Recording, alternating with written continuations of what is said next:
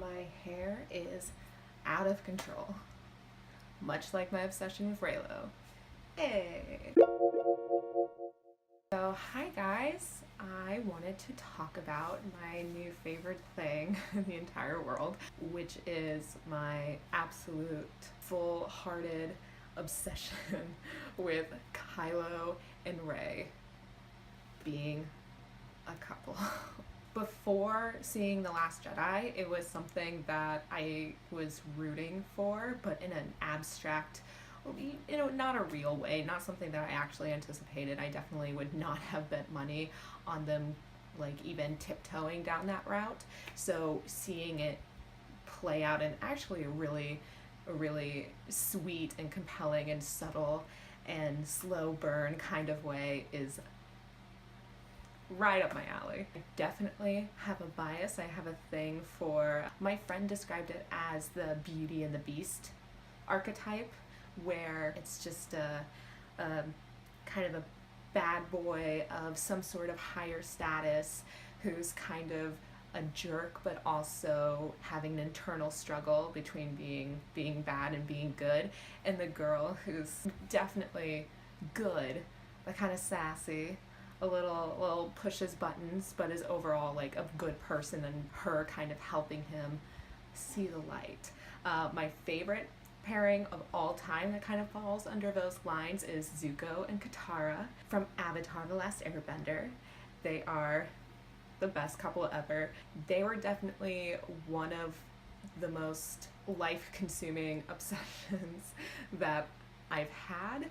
So it's crazy that Reylo is even coming close to that, and it is. I think about Reylo a lot. It was just done so well, and obviously we don't have a conclusion for it yet, or if they're still going to continue down that path, if they're looking for a full-blown romance, or if it's going to be more tragic. We don't know yet.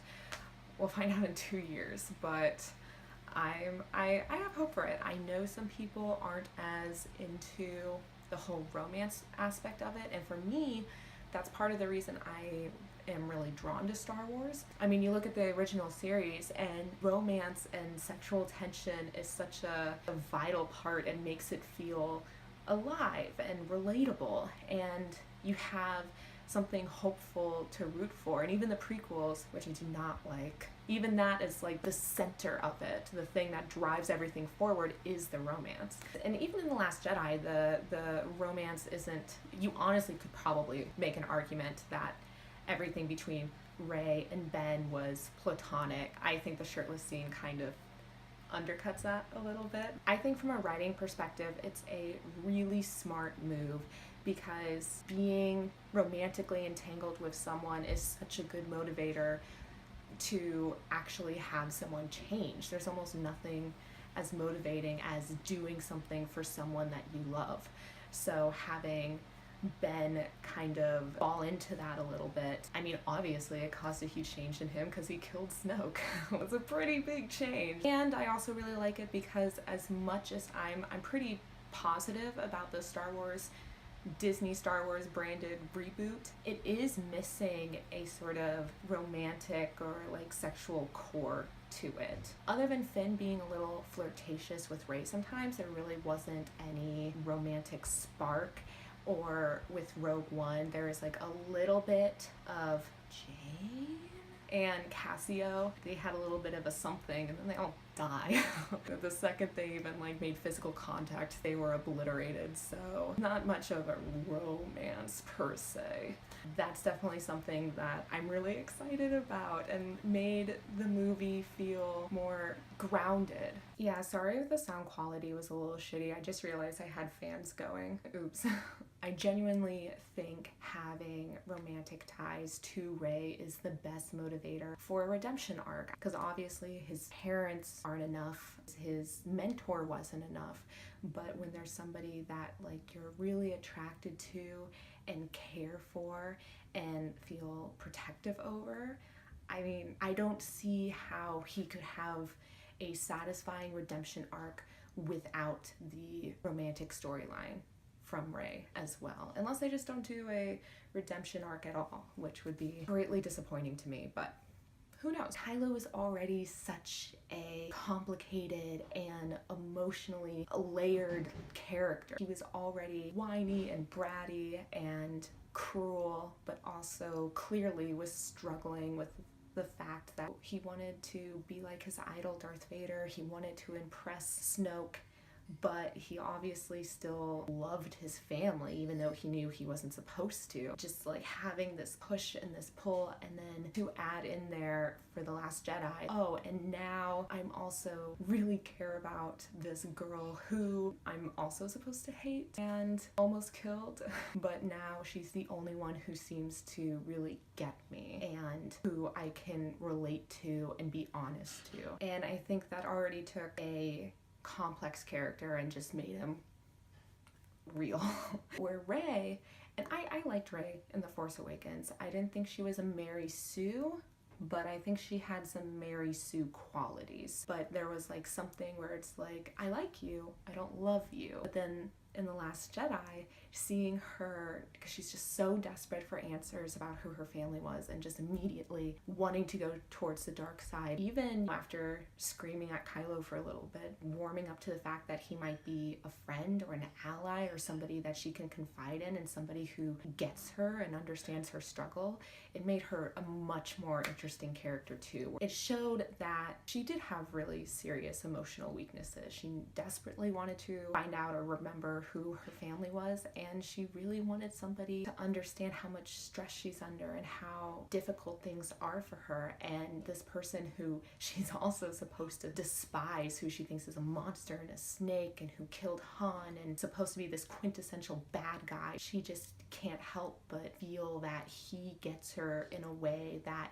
no one else in her life does. To me, it really elevated both their characters and made them great. It was also really exciting to see the lengths that they would go to kind of confide in each other and protect one another while also still trying to be true to their own self-interest. I mean, Kylo obviously went against Snoke because he killed him. And then Rey, this is also where it's like, oh, Rey, you're a little edgy.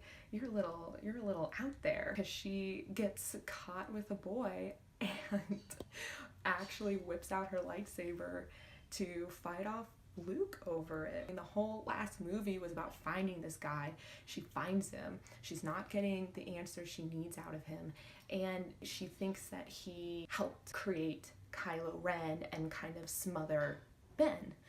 And she's furious because she's now realizing how much she relates to Ben and how much she has in common with Ben.